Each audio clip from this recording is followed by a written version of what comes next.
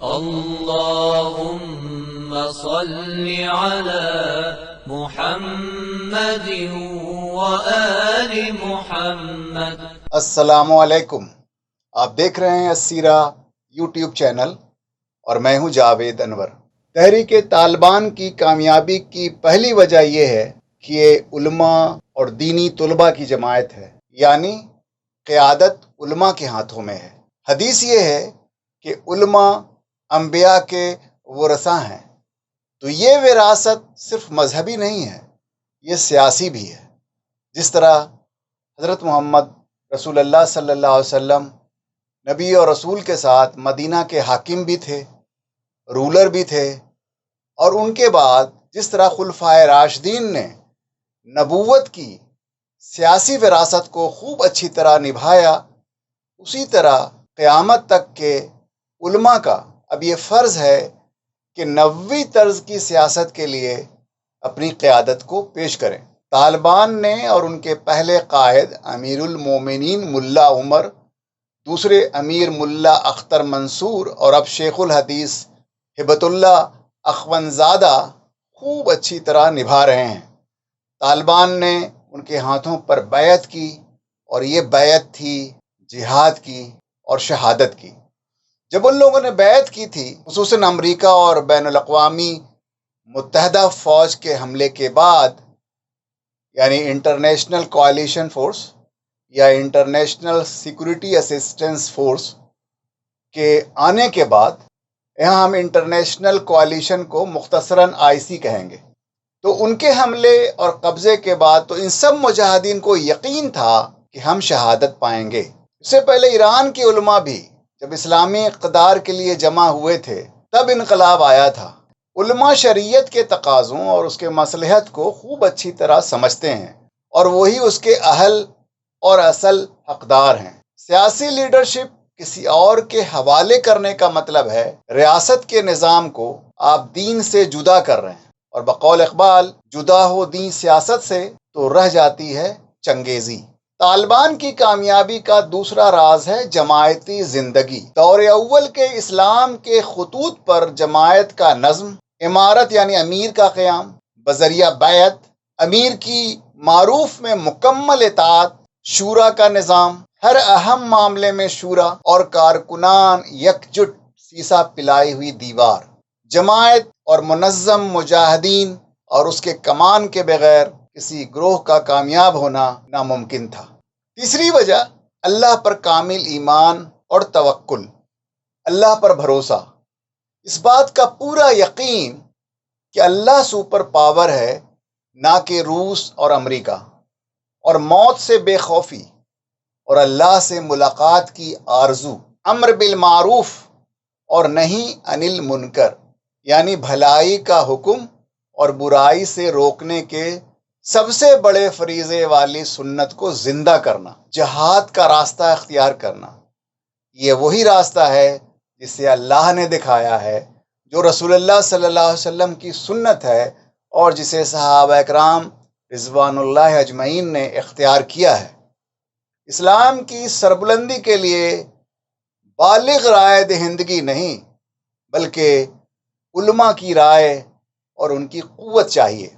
دعوت اور تبلیغ، اسلام اور طالبان کے مقاصد کی دعوت اور تبلیغ کی گئی، جس کے نتیجے میں بڑے پیمانے پر کٹھ پتلی حکومت کے فوجی، پولیس اہلکار، بیوروکریسی اور کئی اہم جگہوں سے لوگ کٹ کر ٹوٹ کر طالبان سے ملتے چلے گئے۔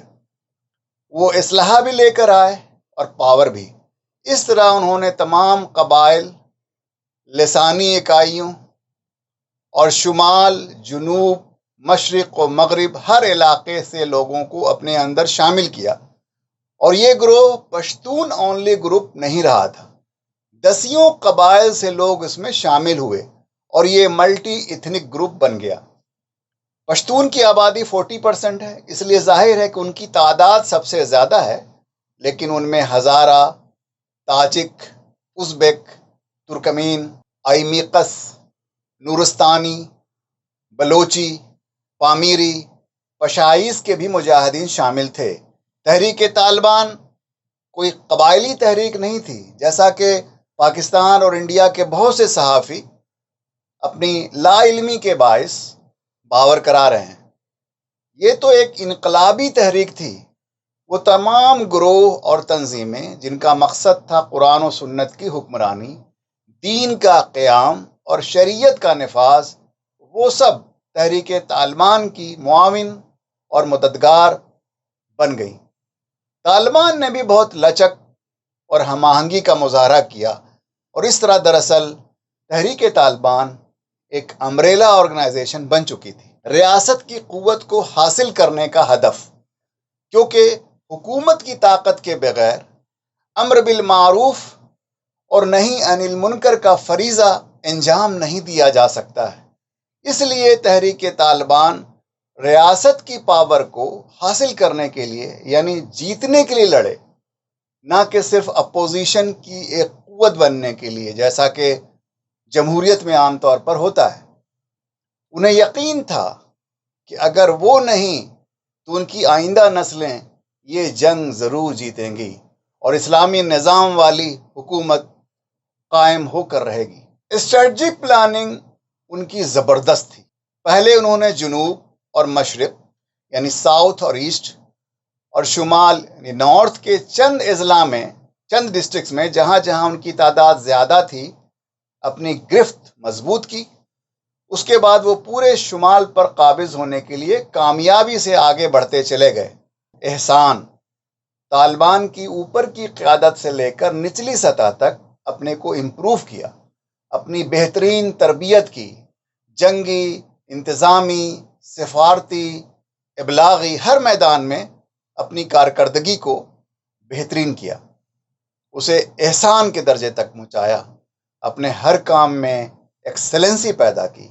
یہ دنیا کی بہترین گوریلا جنگ تھی اور امریکہ کے لیے سب سے طویل جنگ۔ درست فرمایا تھا طالبان نے کہ گھڑی تمہاری کلائیوں میں ہے اور وقت ہماری مٹھی میں۔ مؤثر ابلاغ، طالبان نے ابلاغ یعنی میڈیا کے ہر مؤثر اور ممکن ذریعے کو ہمیشہ استعمال کیا۔ کیسٹ، سی ڈی سے لے کر اب USB تک، تقاریر، جہادی نغمے، شاعری، بہترین پروفیشنل آڈیوز اور ویڈیوز، اپنا مقامی radio, field radio, cell phone, رات کے خطوط، شبنامہ اور اس کے گھر گھر ترسیل۔ سوشل میڈیا کی جب اجازت ملی یا گنجائش نکلی تو اس میں بھی بہت اچھا پرفارم کیا۔ امارات اسلامی کی ویب سائٹ کو کئی زبانوں، انگریزی، پشتو، فارسی وغیرہ میں بہترین مواد کے ساتھ ہمیشہ زندہ رکھا، اس میں جدت بھی پیدا کی اور مواد کی کوالٹی بھی بہترین دی۔ ان کا جاری کیا ہوا انگریزی میں ویل ریٹن پریس ریلیز ساری دنیا کے میڈیا کو جاتا تھا اور امریکہ کے بھی کئی الٹرنیٹ میڈیا میں کبھی کبھی آ جاتا تھا۔ طالبان کے ایک کمانڈر ملا داد اللہ نے بارہا الجزیرہ کے نمائندے کو اپنے خفیہ ٹھکانے پر بلا کر انٹرویو دیا، جس سے طالبان ہیروز کے بارے میں جاننے کا دنیا کو موقع ملا۔ اس سے معلوم ہوتا ہے طالبان کا جو ایمیج دنیا میں ہے کہ وہ روایتی مولویوں کی ایک جماعت ہے اور ماڈرن مینس آف انفارمیشن سے قطعی ناواقف ہیں، 100% غلط ثابت ہوا۔ وسائل نہ ہونے کے باوجود وہ ایک سوفسٹیکیٹڈ میڈیا رن کر رہے تھے۔ جاسوسی کا بہترین نظام تھا۔ دشمن امریکہ اور IC کی موومنٹ کا انہیں علم ہوتا تھا۔ دشمنوں نے بھی اس کا اعتراف کیا ہے۔ کارنیگی انڈومنٹ کی طرف سے گلس ڈورونسورو نے 2008 میں IC کے لیے ایک ریسرچ پیپر تیار کیا تھا جس کا عنوان تھا The Taliban's Winning Strategy in Afghanistan۔ اس میں ان باتوں کا تذکرہ کیا گیا ہے۔ بین الاقوامی متحدہ فوج یعنی IC طالبان پر اب تک کیوں قابو نہ پا سکے، اس کی وجہ بیان کرتے ہوئے مصنف لکھتا ہے کہ on the ground observations and reliable evidence suggest that the Taliban have an efficient leadership, are learning from their mistakes and are quick to exploit the weaknesses of their adversaries۔ They are building a parallel administration, have nationwide logistics, and already manage an impressive intelligence network. افغانوں کے بارے میں کہا جانے لگا تھا کہ وہ میدان جنگ کے ہیرو ہیں لیکن مذاکرات کے میز کے زیرو. انہوں نے یہ تاثر اب ایسا توڑا کہ سفارت کی ایک نئی تاریخ بنائی. کچھ ماہ قبل تک جو لوگ دنیا کے نزدیک دہشت گرد تھے، اب ساری دنیا انہیں تسلیم کرنے پر رضامند ہے. آخر 2 سالوں میں چین، روس، ایران اور دیگر ممالک جا کر جس طرح زبردست سفارتی کوشش کی ہے، اس سے ان کے دشمن بھی ان کی سفارتی صلاحیتوں کے معترف ہو چکے ہیں. بڑے نپے تلے انداز میں بات کرتے ہیں، نہ ایک لفظ کم نہ ایک لفظ زیادہ. اگر چین، روس اور ایران کے سفارت خانے قائم ہیں تو امریکہ بھی آئے گا، اور امریکہ کے ساتھ پوری دنیا بھی. کیونکہ افغانستان میں اس وقت طالبان کے علاوہ کوئی طاقت ہے ہی نہیں. طالبان کی حکومت کو قبول نہ کرنے کا مطلب یہ ہے کہ امریکہ نے اس پورے خطے کو چین کے حوالے کر دیا، اور ایسا ہوتا ہوا ممکن نظر نہیں آتا ہے. اور درست بات یہ ہے کہ اگر ساری دنیا بائیکاٹ کر دے تب بھی چند دنوں کی مشکلات کے بعد افغانوں کو روٹی، کپڑا اور مکان کی مجبوری نہیں رہے گی. یہ تو اللہ کا وعدہ ہے. دشمن کی اخلاقی پستی کی انتہا. امریکہ اور آئی سی کا افغانوں پر ظلم و بربریت، لاکھوں کا قتل عام جس میں اکثریت عام لوگوں کی تھی، اس نے پورے عوام کو امریکہ کے خلاف غم و غصے سے بھر دیا تھا. افغان حکومت اور امریکی غنڈوں کی طرف سے بگرام کے عقوبت خانے میں 600 قیدیوں کے ساتھ کی جانے والی ٹارچر کی داستان ہر افغان کو معلوم تھی. افغانستان کی کٹ پتلی حکومت نے ظلم کے ساتھ ساتھ کرپشن کی بھی انتہا کر دی تھی. ترقیاتی کاموں کے لیے آنے والی امداد کے بڑے حصے کو وہ ہڑپ کر جاتے تھے. پولیس والی یعنی ضلعی سطح پر انتظامیہ بالکل کلیپس کر چکی تھی. طالبان، بین الاقوامی جارحیت، کٹ پتلی حکومت کی صاف نظر آنے والی کرپشن، ان کی بدکاری اور بدماشی کو افغان عوام تک پہنچایا، اور طالبان کا سماجی اور مذہبی حمایت کا دائرہ ہر روز بڑھتا چلا گیا. 2006 سے عوام کو یہ یقین ہو گیا تھا کہ افغان حکومت اور آئی سی زیادہ عرصے تک ٹک نہیں سکتی ہے.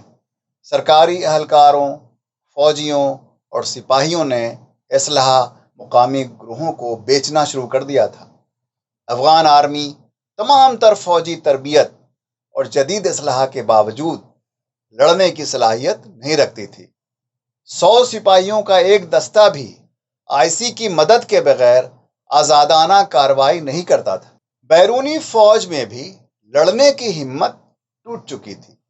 طالبان موت کے لیے، شہادت کی آرزو کے لیے لڑ رہے تھے، اور ان کی دشمن فوج دنیا کے لیے لڑ رہی تھی، اور دنیا اب دور دور تک نظر نہیں آتی تھی. امریکہ اور مغربی ممالک کا سارا زور اکنامک ترقی پر تھا، جبکہ کوئی ریاست تحفظ، قیام امن اور عادلانہ نظام اور ایک اچھے نظریے کے بغیر آگے نہیں بڑھ سکتی. 14th وجہ ان 13 وجوہات سے مختلف ہے جو میں نے ابھی بیان کی. یہ رسول اللہ صلی اللہ علیہ وسلم کی دی ہوئی بشارت تھی کہ دور آخر میں ساری دنیا میں خلافت کے قیام سے قبل عرب کے مشرق کے ایک ملک میں خلافت قائم ہوگی. ڈاکٹر اسرار رحمۃ اللہ علیہ کو یقین تھا کہ وہ خطہ خراساں کا ہے جو آج کا افغانستان ہے. مجھے تو 2 حدیثیں تو ملی ہیں جن سے یہ اندازہ ہوتا ہے کہ یہ اس مشرقی خطے سے ہوگا، عرب کے مشرق کی جانب کسی ملک سے ہوگا، کسی خطے سے ہوگا. وہ حدیثیں بھی اب آپ پڑھ لیجئے پہلے. پھر میں کہہ رہا ہوں یہ خزانہ ہے جو ہم نے آپ کی خدمت میں پیش کیا ہے. کاش کہ آپ اس کی قدر کر سکیں. یہ حدیثیں آپ کو ازبر ہو جائیں، یاد ہو جائیں، لوح قلب پر نقش ہو جائیں. ہندوستان اور خراسان یعنی موجودہ افغانستان کا ذکر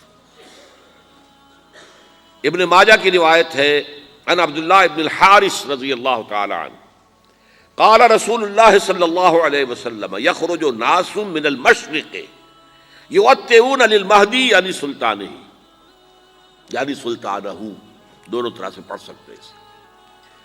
حضرت عبداللہ ابن حارث فرماتے ہیں رضی اللہ تعالی عنہ کہ حضور نے ارشاد فرمایا مشرق کی طرف سے وہ فوجیں نکلیں گی، لوگ آئیں گے جو عرب میں مہدی کی حکومت قائم کریں گے۔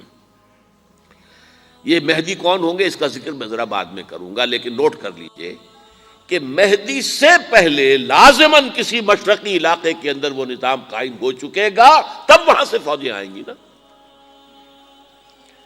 یہ مشرق کون سا ہے؟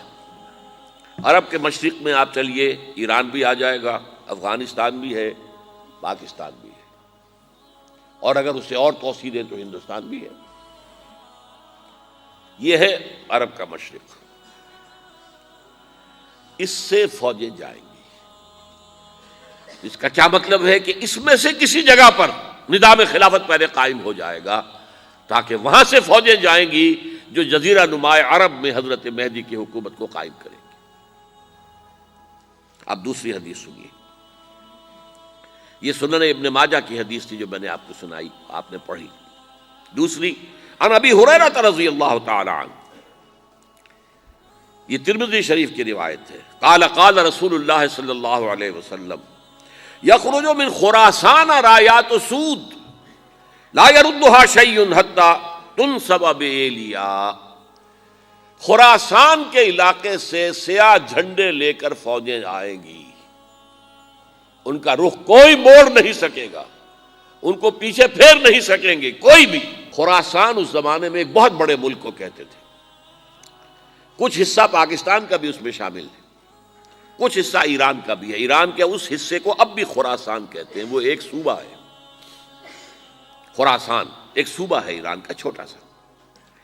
پاکستان میں خاص طور پر یہ جو علاقہ مالا کنڈ ایجنسی کہلاتی ہے، اس سے اوپر جتنا علاقہ ہے، اور یہ جو واخان کی ایک پٹی آتی ہے اوپر، واخان افغانستان کی ایک پٹی سی دم سی چلی آتی ہے جو جا کر چائنا کی سرحد سے مل جاتی ہے، یہاں سے لے کے یہاں تک یہ جو مالا کنڈ کا وہ درہ ہے اور پہاڑ ہے، یہ بھی خراسان کا حصہ ہے۔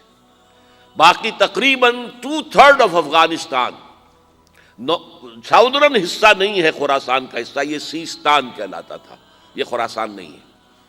لیکن یہ کہ اوپر کا 2/3 آف افغانستان اور اس کے ساتھ یہ جو عرب جو اب یہ ترک ممالک آزاد ہوئے ہیں سوویت یونین کی ڈسولوشن کے ساتھ، یہ سارا علاقہ کہلاتا ہے خراسان بزرگ، دی گریٹ خراسان۔ کیا مسلم دنیا کی تمام تحریکات اسلامی کے لیے تحریک طالبان دور جدید کا رول ماڈل ہے؟ جواب ہے یس، جی ہاں۔ اگر آپ کو یہ ویڈیو پسند آیا اور آپ نے ابھی تک ہمارا چینل سبسکرائب نہیں کیا ہے تو سبسکرائب کا ریڈ بٹن کلک کریں، اور اس کے ساتھ ہی جو بیل آئیکن ہے اس کو بھی پریس کر لیں۔ اس ویڈیو کو لائک کریں، شیئر کریں اور کامنٹ سیکشن میں اپنا کامنٹ ضرور دیں۔ نیکسٹ ویڈیو تک کے لیے اجازت دیں۔ اللہ حافظ۔ اللهم صل على محمد وآل محمد